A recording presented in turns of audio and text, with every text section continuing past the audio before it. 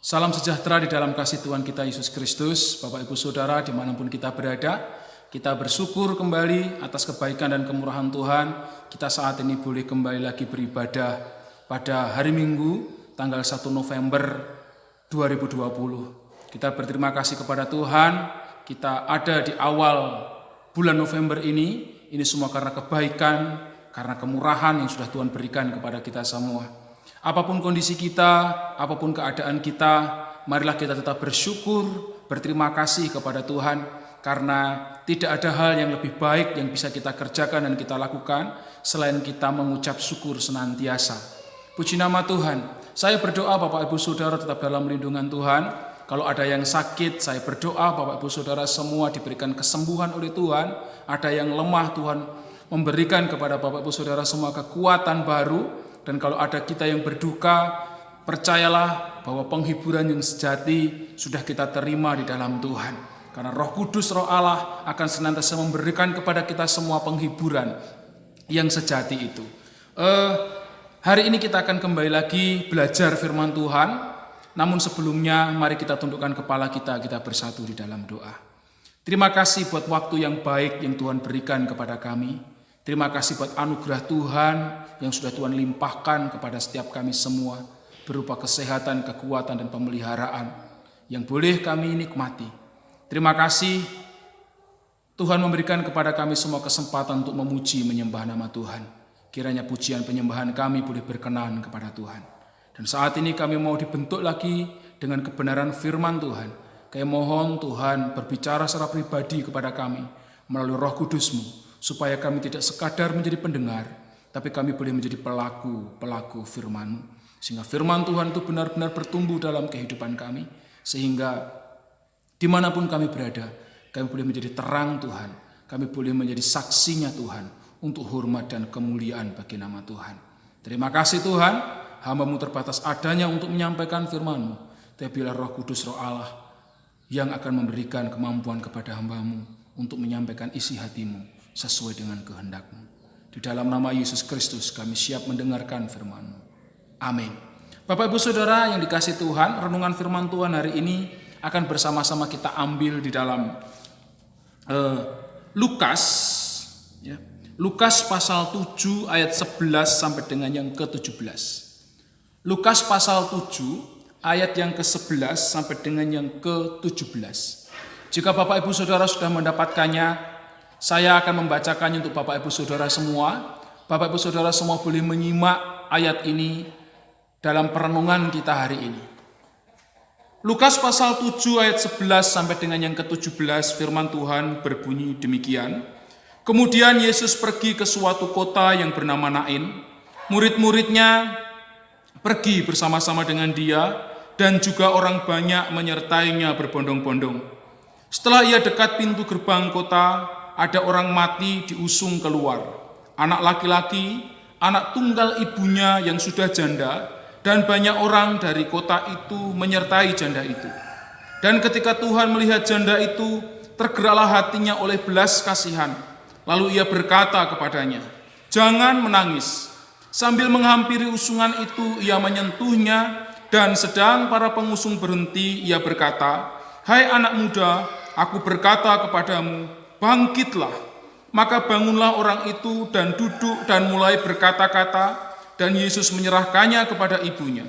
Semua orang itu ketakutan dan mereka memuliakan Allah sambil berkata, "Seorang nabi besar telah muncul di tengah-tengah kita, dan Allah telah melawat umatnya." Maka tersiarlah kabar tentang Yesus di seluruh Yudea dan di seluruh daerah sekitarnya. Amin firman Tuhan. Bapak Ibu Saudara yang dikasihi oleh Tuhan, kalau kita membaca perenungan kita pada hari ini yang tertulis dalam Lukas pasal 7 ayat 11 sampai 17, kita melihat dari keempat Injil hanya Lukas saja yang menceritakan atau mengisahkan tentang bagaimana Yesus membangkitkan seorang anak di Nain. Bapak Ibu Saudara yang dikasihi oleh Tuhan Yesus Kristus, kita melihat bagaimana karya Allah yang Tuhan berikan, yang Tuhan nyatakan kepada janda di Nain ini untuk kebangkitan anaknya dari kematian. Suatu hal yang sangat bertentangan dengan apa yang dunia bisa kerjakan, apa yang dunia bisa lakukan.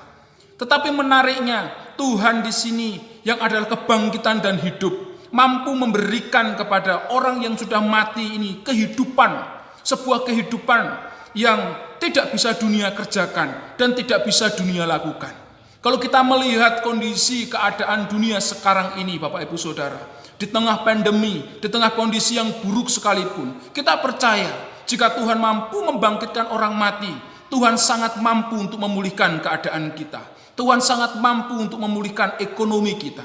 Tuhan sangat mampu untuk memulihkan keadaan bangsa kita. Tuhan sangat mampu memulihkan keberadaan apa yang terjadi yang buruk saat ini menjadi suatu hal yang baik untuk hormat dan kemuliaan namanya. Tapi semuanya akan terjadi ketika Tuhan menghendakinya. Sama seperti Tuhan menghendaki kebangkitan daripada anak daripada seorang ibu janda di Nain.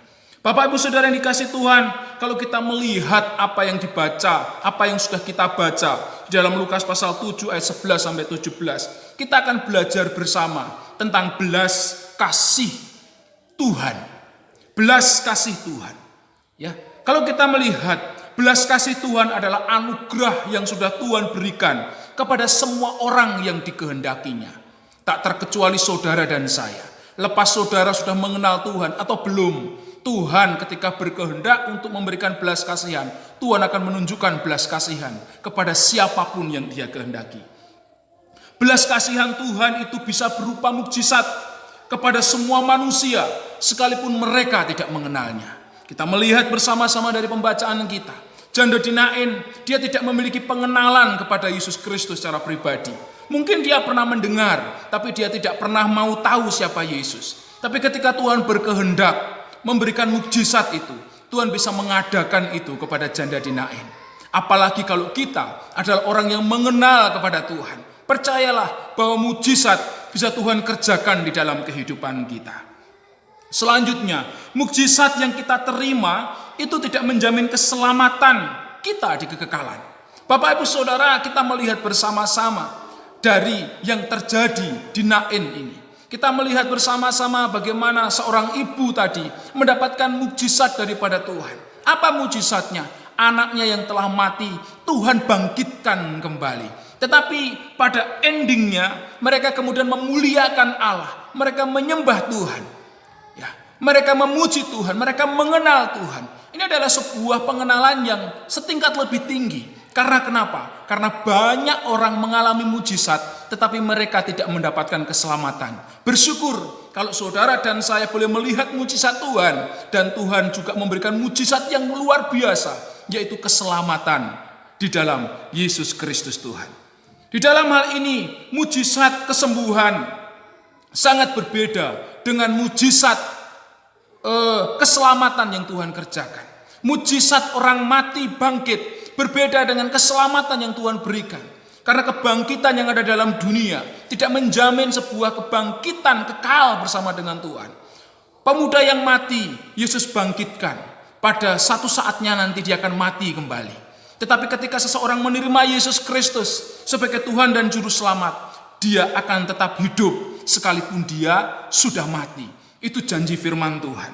Sebab itu kalau kita melihat di sekitar kita, Bapak Ibu Saudara, orang telah menerima mujizat Tuhan, lantas orang tersebut tidak hidup di dalam jalan Tuhan. Kita tidak perlu heran. Karena kenapa? Karena ternyata tidak ada korelasi atau hubungan. Orang yang telah mengalami mujizat Tuhan, berarti orang itu telah mendapatkan keselamatan daripada Tuhan. Karena itu setiap kita semua harus mampu untuk bangkit, untuk semakin memiliki pengenalan yang benar kepada Tuhan. Tatkala saudara dan saya boleh melihat mujizat Tuhan, atau mungkin kita tidak melihat mujizat Tuhan, firman Tuhan katakan, berbahagialah orang yang tidak melihat namun percaya. Dalam kondisi-kondisi kita sekarang ini, berbahagialah kalau mungkin kita tidak menikmati dalam tanda kutip mujizat-mujizat spektakuler, tetapi kita masih tetap memelihara iman kita kepada Tuhan Yesus Kristus. Itu adalah tanda daripada orang yang tidak melihat namun percaya kepada Tuhan. Karena apa? Karena mujizat adalah tanda dan bukan tujuan daripada iman Kristen. Tujuan dari iman Kristen adalah mengenal Allah, mengenal kebangkitannya, sehingga pengenalan kita kepada Allah akan membuat diri kita serupa dengan Allah. Dan bukan sekadar mujizat-mujizat. Jika kita mengejar mujizat, maka kita bisa saja kehilangan hal yang lebih utama daripada sekadar mujizat. Nah, ada beberapa pertanyaan yang akan menolong kita untuk mengenal belas kasih Tuhan dari ayat-ayat yang sudah kita baca tadi. Yang pertama, apa latar belakang belas kasih Tuhan? Di dalam ayat 11 sampai dengan yang ke-13 yang sudah kita baca tadi, Bapak Ibu Saudara. Belas kasih Tuhan adalah anugerah. Ya, anugerah. Ketika kita berbicara tentang anugerah, tidak ada satupun orang yang mampu untuk mengusahakan anugerah. Karena anugerah adalah pemberian Tuhan secara cuma-cuma. Kepada siapa? Kepada semua orang yang dikehendakinya. Di dalam hal ini Tuhan memberikan anugerah kepada siapa? Kepada orang yang ada di dalam kesedihan. Kepada orang yang ada dalam kepedihan. Kepada orang yang ada dalam kesusahan. Kepada orang yang ada dalam kesulitan. Kepada orang yang saat ini sedang mengalami kesukaran. Ada belas kasihan Tuhan yang Tuhan ingin nyatakan kepada setiap orang yang dalam kondisi-kondisi terpuruk. Bapak Ibu Saudara yang dikasihi Tuhan, janda di Nain tidak mengenal Yesus, tetapi ketika dia dalam kesulitan, Yesus mau hadir untuk menolongnya. Apalagi saudara dan saya, orang yang mengasihi Yesus Kristus, Tuhan pasti menolong kita. Secara manusia, Yesus baru berjumpa dengan janda di Nain ini. Tetapi dia berkenan untuk menolongnya. Berkenan untuk menunjukkan mujizatnya. Karena ada kesedihan yang begitu mendalam yang dialami oleh janda di Nain ini. Karena dia kehilangan anak tunggalnya, anak satu-satunya. Yang akan menolong dia, yang akan menjadi penghiburnya di masa tuanya. Ya. Janda di Nain bukan orang yang percaya kepada Yesus sebelumnya sebagai Tuhan dan Juru Selamat. Tetapi Tuhan berkenan menolong janda di Nain ini. Bapak Ibu Saudara, belas kasihan Tuhan tidak pandang bulu. Dari ayat-ayat ini kita melihat bahwa belas kasihan tidak pandang bulu. Karena itu dalam keadaan yang sulit yang kita alami, atau keadaan orang lain yang saat ini mengalami situasi-situasi yang buruk, Tuhan tidak pernah menutup mata untuk segera menolong saudara dan saya. Amin. Tuhan tidak pernah menutup mata untuk menolong kita dalam kondisi-kondisi kita yang sulit. Tuhan tidak pernah menutup mata untuk menolong kita. Oleh karena itu, jangan pernah menghindari kesulitan seberat apapun kesulitan itu jika itu datang. Karena di dalam kesulitan itu kuasa Tuhan akan dinyatakan. Puji nama Tuhan. Yang kedua, Bapak Ibu Saudara, bagaimana Tuhan menunjukkan belas kasihannya kepada kita semua. Di dalam ayat yang ke-14 sampai yang ke-15, Tuhan menunjukkan empatinya. Berbeda dengan dunia. Dunia pada umumnya hanya memiliki simpati. Kalaupun mereka berempati, itu pun ada tujuannya, ada tendensinya sendiri-sendiri. Bapak Ibu Saudara, Yesus menunjukkan simpatinya sekaligus dengan dia berempati untuk datang memberi pertolongan, yaitu membangkitkan anak yang sudah mati tadi itu. Bapak Ibu Saudara yang dikasihi Tuhan, yang terpenting di sini bukan masalah mati menjadi hidup, karena toh orang yang hidup di dalam dunia akan kembali kepada kematian. Tetapi di sini orang Kristen diajar, dituntut untuk memiliki empati kepada sekelilingnya. Kasih bukan sekadar simpati, tetapi kasih yang sejati itu mencakup empati, mencakup empati. Empati ini menuntut pengorbanan dengan maksimal, bukan setengah-tengah, apalagi ala kadarnya. Karena itu, kalau kita memang berempati, berikan ketulusan empati kita dengan memberi, dengan sungguh-sungguh mengusahakan secara maksimal. Yesus memberikan teladan itu kepada saudara dan saya. Di tengah kesulitan-kesulitan yang ada di sekitar kita, jangan kita menjadi orang Kristen yang egois. Tetap tebarkan empati kita kepada sekeliling kita. Supaya apa? Supaya gambaran Kristus itu benar-benar terlihat di dalam diri saudara dan saya. Percayalah, ketika kita berempati, maka berkat Tuhan, mujizat Tuhan akan Tuhan karyakan dalam kehidupan kita semua. Bapak Ibu Saudara, jadilah orang Kristen dengan empati seperti Kristus, sehingga kita menjadi terang di tengah kegelapan dunia dan membawa rasa di tengah dunia yang sudah hambar akan kasih pada sekarang ini. Yang ketiga, Bapak Ibu Saudara, terkait dengan belas kasih Tuhan, ya. Apakah hasil daripada belas kasih Tuhan itu? Di dalam ayat yang ke-16 sampai yang ke-17, Bapak Ibu Saudara, kita akan melihat hasil daripada belas kasih Tuhan itu. Yang pertama, ia menghentikan segala tangisan kita. Karena Tuhan menyentuh sumber penyebab tangisan itu. Banyak sekali tangisan di dunia ini. Karena firman Tuhan juga katakan bahwa dunia ini adalah lembah air mata. Sehingga tangisan-tangisan adalah hal yang umum. Tetapi ketika Tuhan datang, belas kasihan Tuhan mampu mengubah duka cita kita menjadi sukacita. Di dalam hal ini Tuhan mampu menghentikan tangisan-tangisan kita. Dan Tuhan menggantikannya dengan sorak-sorai. Bapak Ibu Saudara, di dalam kondisi yang buruk seperti ini, ketika kita sedang menangis kepada Tuhan, percayalah Tuhan sanggup menghentikan tangisan kita. Dengan apa? Dengan Tuhan memberikan jawaban dari setiap doa-doa kita. Yang kedua, apa hasil belas kasih Tuhan? Ia memberikan pengharapan baru. Karena Tuhan telah membuka mata rohani kita. Sehingga melihat dengan roh kebenaran yang ada dalam diri kita. Kita melihat bahwa ada kebangkitan. Kita melihat bahwa ada pengharapan yang baru. Yang tidak pernah dunia bisa berikan. Mujizat harus membuat kita membuka mata rohani kita. Membuat kita terbuka mata rohani kita. Untuk melihat keselamatan daripada Tuhan. Ya, kemudian hasil daripada belas kasih Tuhan, ia membawa kita melihat kepada karya Allah sehingga kita mampu untuk bersyukur dalam segala keadaan, bersyukur dalam segala hal, mau berat, mau ringan, mau dalam keadaan berduka cita, mau dalam keadaan sakit, saudara dan saya akan mampu untuk bersyukur. Karena kenapa? Karena kita telah melihat karya Allah di dalam setiap kehidupan kita. Dan kita mempercayai bahwa ada jaminan yang Tuhan berikan kepada kita. Jaminan keselamatan yang telah kita terima daripada Tuhan. Sehingga kita akan mampu bersyukur dalam segala keadaan. Selanjutnya, hasil daripada belas kasih Tuhan.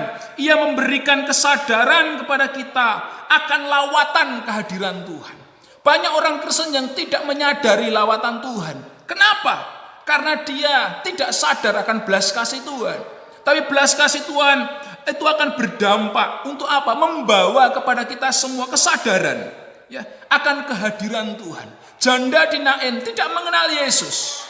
Tetapi kita melihat endingnya. Kemudian mereka bersuka cita. Di dalam ayat yang ke-16. Semua orang itu ketakutan dan mereka memuliakan Allah. Perhatikan, semua orang tidak terkecuali, yaitu janda di Nain, bahkan anak yang telah dibangkitkan dari antara orang mati ini. Kita melihat bersama-sama mereka bersuka cita, ada sebuah kesadaran akan kehadiran Allah. Mujizat akan membawa kita untuk kita menyadari kehadiran Tuhan. Tetapi kalau mujizat tidak membawa kita menyadari kepada kehadiran Tuhan, maka mujizat tadi akan menjadi suatu hal yang sia-sia. Bapak Ibu Saudara, mari kita rasakan belas kasih Tuhan berupa mujizat daripada Tuhan, yaitu dengan kita menyadari kehadiran Tuhan. Selanjutnya, apa hasil belas kasihan Tuhan? Ia membawa kesaksian bagi kemuliaan nama Tuhan dengan membuat orang banyak menjadi percaya kepada Yesus Kristus. Oleh karena itu dalam kondisi sulit yang seperti saat ini kita hadapi, jangan pernah kita mengeluh, jangan pernah kita kemudian menjadi takut, jangan pernah kita kemudian menjadi orang Kristen yang loyo, tapi biarlah kita semakin bangkit. Untuk apa? Menjadi kesaksian bagi banyak orang. Sehingga dari kesulitan ini, nama Tuhan semakin dipuji dan dipermuliakan. Karena kita menjadi pribadi-pribadi yang semakin hari, semakin menjadi orang yang menjadi terang Tuhan, menjadi garamnya Tuhan, untuk memberi rasa kepada sekitar kita. Puji nama Tuhan. Kesimpulannya Bapak Ibu Saudara, dalam keadaan dan kondisi buruk sekalipun, jangan goyah dan putus asa. Tetaplah berharap kepada Tuhan. Karena apa? Karena belas kasihan Tuhan akan dinyatakan. Yang kedua, Tuhan akan memperlengkapi kita dengan karunia-karunia. Yang ketiga, Tuhan akan menjadikan kita sebagai alat untuk kemuliaan Tuhan. Tuhan Yesus memberkati kita sekalian. Selamat beribadah, tetap bersemangat ikut Tuhan, tetap bersemangat melayani Tuhan, tetap bersemangat di dalam mengiring Tuhan. Tuhan Yesus memberkati. Kita tundukkan kepala kita bersatu dalam doa. Kami percaya Tuhan memberkati jemaat-Mu. Kami percaya Tuhan memberkati umat-Mu. Di dalam setiap kondisi-kondisi kami yang saat ini kami hadapi, kami percaya Tuhan turut campur tangan untuk mendatangkan kebaikan bagi kami. Sampai kami boleh menjadi alat kemuliaan bagi nama Tuhan. Menjadi saksi bagi banyak orang. Dan kami percaya Tuhan memberkati kami dengan karunia-karunia-Mu. Tuhan memberkati kami dengan kelengkapan anugerah-Mu. Supaya kehidupan kami boleh merasakan berkat Tuhan, boleh merasakan mujizat Tuhan, dan semuanya akan kami kembalikan untuk hormat dan kemuliaan bagi nama Tuhan. Di dalam nama Tuhan Yesus Kristus, kerjakan firman-Mu dalam hati kami, supaya kami di dalam kondisi yang buruk seperti sekarang ini, tetap mampu menjadi pelaku firman Tuhan. Kami tidak berputus asa, tetapi kami juga mampu melihat sekeliling kami, untuk kami menunjukkan simpati dan empati kami kepada sekeliling kami, supaya kami boleh menjadi kesaksian bagi hormat dan kemuliaan nama Tuhan. Ini doa hamba-Mu, berkati dalam usaha dan pekerjaan jemaat-Mu dimanapun berada. Di dalam nama Tuhan Yesus Kristus kami sudah berdoa dan bersyukur. Haleluya, amin. Tuhan berkati Bapak Ibu Saudara semua. Percayalah, tetap semangat mengiring Tuhan dimanapun kita berada. Jangan menjadi lengah. Amin.